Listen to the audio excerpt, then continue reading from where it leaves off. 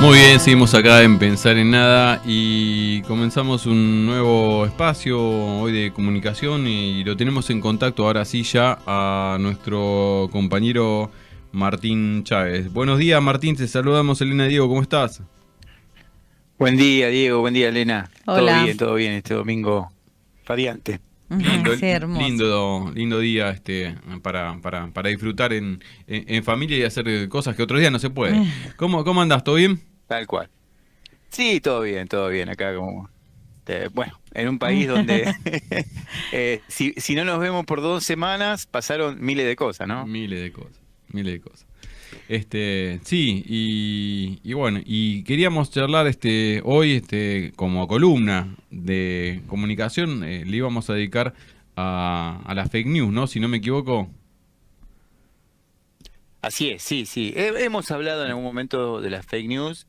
Lo que pasa que, bueno, tienen como una evolución propia, tienen como un desarrollo, no es que eh, el mismo nivel o la misma densidad que tenían hace 2 años es la misma que hoy, digamos, ¿no? Hay como todo un trasfondo y cada día es como que tienen un mayor volumen, ¿no? Ujú. Y de hecho, muchas cuestiones que después se vuelven real, o sea, ¿no? Causas, o incluso persecuciones, tienen que ver con un origen que está atado a una fake news, ¿no? Ujú. Y, ¿Y por qué se volvió a hablar del tema? Bueno, porque hace poco fue presentado un proyecto de ley, que es la ley anti-fake news, fue presentado por Mauro Bricio, que es docente y consultor de comunicación también. Eh, y básicamente es para empezar a generar un freno contra esto, ¿no? Porque es realmente muy peligroso. Ya no, quizás uno al principio podía, digamos, decir, bueno, esto es un recurso que utilizan algunos medios, ¿no? Algunos sectores políticos, pero la verdad es que hoy está influyendo sobre la economía, sobre la salud. Bueno, lo vimos en el tiempo de pandemia, ¿no? Cómo influyó sobre la salud Ujú. y sobre un montón de temas que realmente afectan muchísimo a la sociedad. Entonces, eh, lo primero que habría que hacer para pensar esto es diferenciar lo que son fake news de noticias falsas. Bien, Parecen lo mismo, pero no lo son. bien. Yo pensé Eh, que era lo mismo. ¿Qué es una noticia A falsa? ver. Básicamente, Ujú. es cuando alguien comenta algo que no es real, pero sin una animosidad. O sea, puede pasarnos en la vorágine de un productor de noticias o de un conductor que quiere ganar el minuto a minuto, le llega una información, la tiran al aire, pero no era real. Ujú. Eso es una cosa. Y lo otro es un- una noticia que está creada a propósito con la idea, digamos, de generar este tipo de daños, que además se conoce su origen, digamos, fraudulento, y aún así se lanza, pero además no se lanza en un medio, se lanza en un montón de medios. Claro. Y al mismo tiempo se lanzan en las redes sociales. Entonces lo que hay ahí una estrategia comunicacional, ¿sí? Claro, De es difundir una esas fake news. producción. Y sobre esas fake news, exactamente. Y es una producción a gran escala, porque Claro. además sobre esa fake news se empiezan a montar otras cosas. Por ejemplo, causas judiciales, Ujú. denuncias penales. Ujú. Entonces, sobre eso que era originalmente la piedra angular, que era falsa, una falsedad, que no resistía ningún archivo, que no tenía ningún fundamento, ninguna prueba, bueno, empieza a sostenerse toda una estructura, obviamente sostenida por otro de los conceptos que tomó mucha fuerza en estos últimos años, que es el lawfare, ¿no? Esta Ujú. triangulación entre medios de comunicación, algunos sectores de la política y algunos sectores del poder judicial. Ujú. Bueno, No, sí.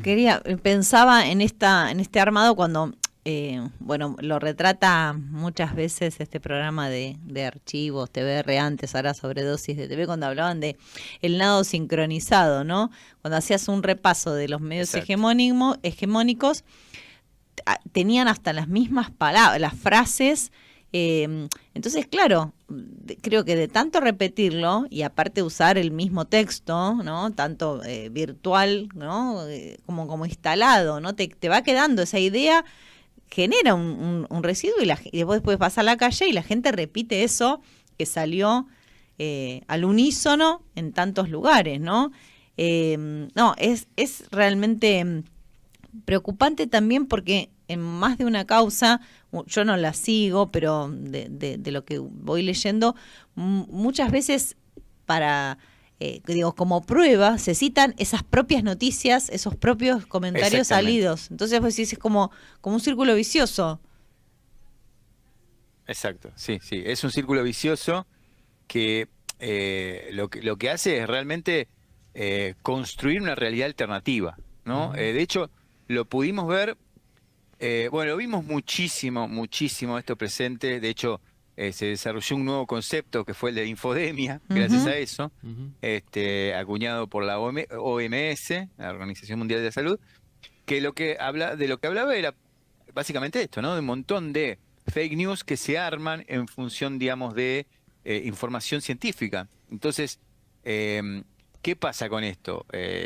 Esto atenta directamente contra la salud. ¿Cuántas personas no se han vacunado por todas esas campañas antivacuna que hubo desde los medios de comunicación, desde las redes sociales? Y mucha gente murió por eso. O sea, entonces realmente esto no es un juego, esto es muy peligroso. Por eso me parece que es vital empezar a discutir una ley que vaya en ese sentido, porque no somos el único país. De hecho, esta ley se está discutiendo en Chile, esta ley en Francia se está aplicando. Bueno, con algunos matices, en muchos países se empieza a cuestionar esto, ¿no? Digamos, no podemos tener medios de comunicación que estén difundiendo fake news. O sea, y ahora en estos tiempos, en estas semanas, estamos viendo otro ejemplo tremendo, que es la causa de vialidad. La causa de vialidad, esto que vos decías claramente, ¿no? Lo del guión. Es un guión lo que ellos tienen a la mañana, y ese guión lo repiten casi, digamos, respetando el punto y coma, ¿no? Además ahí, digamos, hay hasta una impunidad, ¿no? A la hora de hacerlo. Precisamente por esto, porque no hay represalias, no hay castigo, no hay nada. Entonces ellos pueden hacer lo que quieran. Claro. Lo que pasa es que lo peor, porque uno podría quedarse en la parte, por eso es interesante en marcarlo en el contexto de una producción, y por eso surge también el concepto del lawfare, ¿no? Porque podemos partir de una fake news, una producción que tiene una estrategia. Bueno, yo en el resultado de la producción de mi tesina de grado, bautizaba el concepto de prácticas de comunicación de lesa humanidad, porque evaluando un corpus de material sobre distintas prácticas que se dieron en distintos momentos, un día lo podemos desarrollar más, la idea era justamente lo que ahora se dio como la fake news. Van dejando precedente, van marcando precedente de a quién estigmatizan, cómo queda marcado ese otro como una construcción de un otro negativo, y sobre eso se va sentando una realidad que directamente disciplina, ¿no? Va marcando a un otro que es el enemigo, y el cual va, de alguna manera, esta práctica sistematizada, generando lesiones en las prácticas de ser un humano que participa de una vida social, política, organizacional, y generando, ojo, no te metas la próxima, no participes, no hagas esto, porque te puede pasar a vos algo parecido. Y vos estábamos hablando algo de vialidad, pero porque uno dice, bueno, aparece una nota en un diario. Bueno, pero uno supone que si hubiera jueces y fiscales probos, van a chequear esa nota. No se basan una causa entera en papel y tinta. Tienen que ir a investigar, a chequear todo eso. Y sin embargo, por eso después nos extendemos al concepto de lawfare. Porque, por ejemplo, para citar, tenemos al periodista Santoro, que sacó 2, 3, 4 libros y que se confabuló con D'Alessio, que era un representante de la AFI, de especialista. Y con Stornelli, que todavía sigue siendo fiscal. Totalmente, y que ahí tenemos, y sin embargo, eso también dejaron de aparecer D'Alessio y Santoro en los medios, pero la práctica se sigue dando con otros nombres y apellidos. Absolutamente, y con ellos también, porque de hecho sigue escribiendo Santoro con total impunidad. Pero lo más grave de esto es que uno puede repasar el caso, y para resumir básicamente uno ve que hablan todos los días los medios hegemónicos de la causa vialidad, pero jamás leyeron la causa, porque no lo dicen en el público. Porque Claro. si lo dijeran al público, el público entendería que no hay una sola prueba, Claro. o que todas las pruebas que hay están, digamos, a favor de la imputada Cristina Fernández de Kirchner. Ujú. Pero va más allá de eso. ¿Por qué?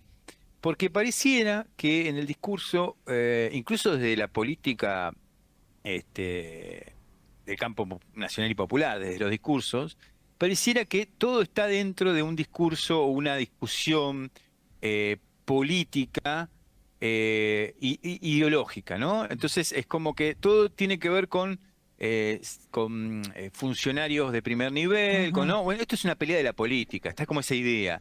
Y en Claro. realidad, lo que hay de fondo en el lawfare tiene que ver con nuestra vida cotidiana. Porque si le hacen esto, si la justicia le hace esto a una persona con el poder que fue desarrollando, el poder popular que fue desarrollando Cristina Fernández de Kirchner, ¿qué puede pasar con nosotros? Tal cual. Simples mortales, ¿no? Por eso hablábamos de un disciplinamiento, ¿no? Absolutamente. Y voy más allá. No solo en términos judiciales estrictos, ¿no? Dentro del aparato judicial, de cuando uno tiene que ingresar a ese sistema, sino que además en todo lo que son decisiones de políticas públicas, de políticas sociales, de política económica. Entonces, lo que tenemos que entender que hoy el pan está casi 400 pesos Ujú, por el lawfare. ujú.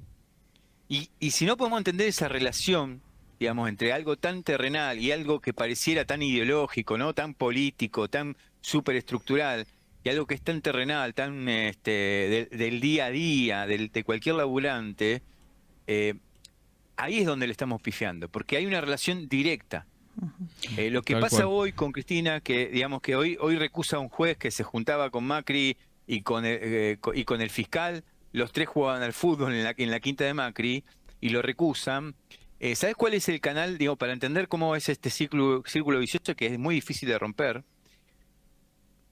Es ella recusa, le niegan la recusación. Ahora van a tener que ir a una cámara en donde están otros dos jueces que entraban a charlar con Macri. Ujú. Ujú. Y después, cuando pase eso, van a tener que ir a la Corte Suprema, donde hay dos personas que las puso Macri, donde hay una persona que era empleado de Clarín. Ujú. Entonces, es como que armaron todo el sistema para que realmente no haya justicia en la Argentina.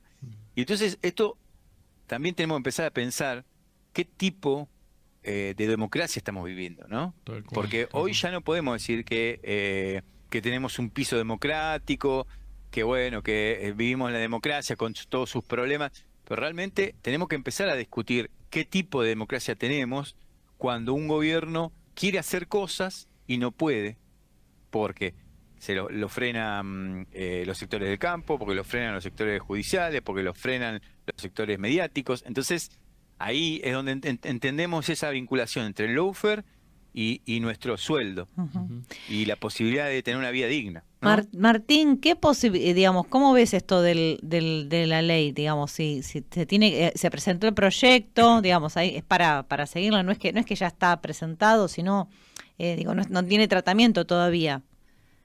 Lo de la ley. No tiene tratamiento. Sí, digamos, empieza a acumular apoyos. La verdad que me parece que es necesaria una ley así, obviamente, Ujú. pero también el contradiscurso es muy fácil. ¿Por qué? Porque tiene que ver con la libertad de expresión. Claro. Ujú. Y ese tema es, digamos, es uno de los temas que son más elásticos, ¿no? Para el discurso público. Entonces, digamos, la libertad de expresión está en el artículo 19 de la Declaración Universal de Derechos Humanos, con lo cual es una de las piezas fundamentales de cualquier sistema democrático. Entonces, realmente va a haber que discutirlo mucho y sobre todo, me parece que esto es también una tarea, digamos, de todos los sectores políticos. Esto tiene que salir a la calle, esto se tiene que discutir en la calle. Me parece que falta mucho de eso, ¿no? Volver a esas épocas donde se discutía, por ejemplo, la ley de medios Ujú. Ujú. y donde todo se ponía arriba de la mesa. si uno hacía una encuesta en ciertos momentos con la ley de medios, no solo que, digamos, se discutía y ganó ampliamente dentro del Congreso, Ujú, sino que también se discutía afuera, ¿no? ujú. Se discutía afuera. Bueno, tenemos que empezar a lograr que esa discusión se manifieste, porque si no, estamos perdiendo entre el sentido común, y el sentido común es el que va a decir, no, nos están atacando, nos están recortando la libertad de expresión. Así que es una discusión difícil, eh, pero bueno, no imposible, ¿no? Ujú. Sí, tal cual. Y bueno, y uno piensa también que otra de las batallas en paralelo debería ser la reforma judicial, ¿no? Porque si no, también ahí tenemos una traba importante. Y como para ir cerrando y despidiéndote, enmarcar dentro de lo que estamos hablando el que fue el paro nacional de Cetera este último miércoles, porque justamente varias premisas eran, pero la principal que se pedía era la absolución del ex secretario chubutense de ATECH, que es la Asociación de Trabajadores de la Educación de Chubut, Santiago Goodman, que fue acusado justamente de un incendio gravoso en una manifestación en el 2019 y que según sus representantes y la comunidad docente hablan de una causa armada con espionaje ilegal, por la situación grave de atraso de pago de salarios que se venía dando en la provincia y bueno, y que eso derivó en esta condena a este docente y bueno, y terminó convocando este paro nacional diciéndole no a la criminalización de la protesta social, pero como decías vos, ¿no? Surge de una fake news. Sí, sí, eso que vos dijiste hace un ratito es central. La gran batalla es es por una justicia legítima. Y ahí me parece que hasta que no se resuelva el tema judicial y no empiece a funcionar un sistema en el que podamos confiar. Además, digo, a ver, de hecho, hoy es el momento en el que menos credibilidad tiene el sistema judicial en Ujú. todas sus partes. Entonces, me parece que en parte yo entiendo que el gobierno está atado de manos en un montón de otras cuestiones, pero no vamos a poder dar ningún paso, ni en lo económico, ni en lo social, ni en lo sindical, en ningún aspecto, digamos, de la vida política del país, si no se resuelve el tema judicial. Y un ejemplo claro de eso, y por el que también me parece que lo que falta es voluntad política, un claro ejemplo de eso es Milagro Sala todavía presa, Tal cual. Tal cual. en causas que son un mamarracho Ujú. jurídico, y que el único poder que tuvo hasta ahora Alberto Fernández fue ir y sacarse una foto con ella. Tal Me cual. parece que realmente eso muestra la imposibilidad o la falta de poder político Tal que cual. hay, para resolver uno de los problemas que son quizás paradigmáticos de cómo está o en qué situación está la justicia, ¿no? Ujú, ujú. Y me quedo con eso de la voluntad política porque también algo está pasando con lo de los incendios en el interior y también hay un intento de justificación a veces que va entre la jurisdicción nacional y la de las provincias, pero claramente a veces con voluntad política se puede avanzar un poquito más. Cerramos acá, si te parece, Así Martín. es. Gracias, como Sí, siempre. sí, sí, sí. Será, No, por favor, gracias a ustedes por el espacio. será hasta la próxima. Hasta la